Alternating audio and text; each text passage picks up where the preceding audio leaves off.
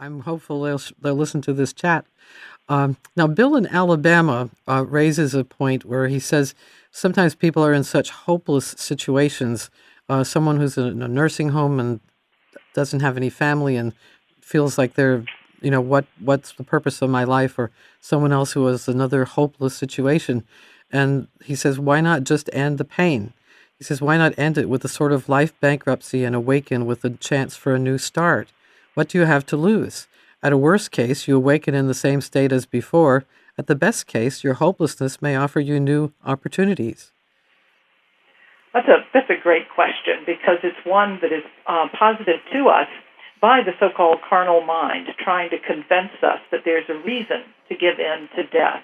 And yet the Bible tells us in 1 Corinthians that the last enemy that shall be destroyed is death. And Mrs. Uddy says that if death restores us, our sight, our hearing, those sorts of things, she says then death is a better friend than life. Why wouldn't you do that? And in miscellaneous writing, she answers a question that's very similar to that. It's on page 52, line 20.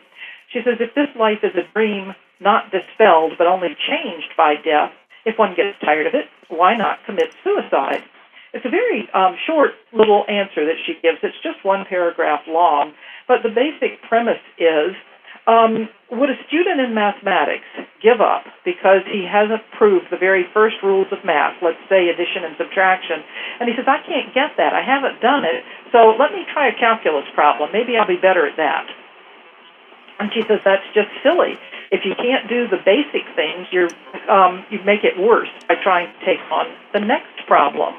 And so she says that we have to, if you were to commit suicide to get away from these problems, you'd not only still have to work out all of the problems that led up to your feeling suicidal, you would then have to deal with the suicide itself. And she said, why would you want to compound your problems instead of going forward? Meet them now. And I love the sense of Paul's now is the day of salvation because it encourages me to meet things now.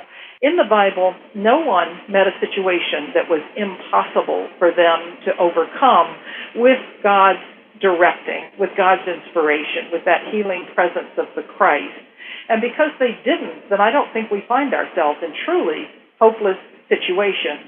And I was thinking just last week about hopeless situations and timelines and things that say everything's just so bad, thinking about the story of Moses standing before the Red Sea, the army coming after him, and all these hundreds of thousands of former slaves of the Hebrews who were definitely wondering what the heck was going to happen. Here they are facing death on both sides, and I can just hear them saying, man, we don't have time to build a bridge.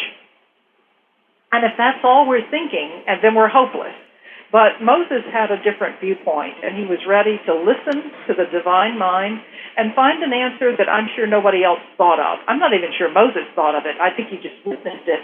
But he was ready to trust God. He said, fear ye not, don't be afraid, stand ye still, stop worrying about this stuff, trying to figure it out, just still your thinking, and see the salvation of the Lord. And that's where I think the Christ comes in, and that stilling of our thoughts, of our objections, letting the Christ, that true idea of voicing good, come in and make the correction and lead us forward. And it's not always easy. Jacob wrestled with that angel for a long time and wouldn't let it go until he got his healing and his nature was changed. And I think we can follow that example as well. Thanks, Sarah. That's a just wonderful answer. This next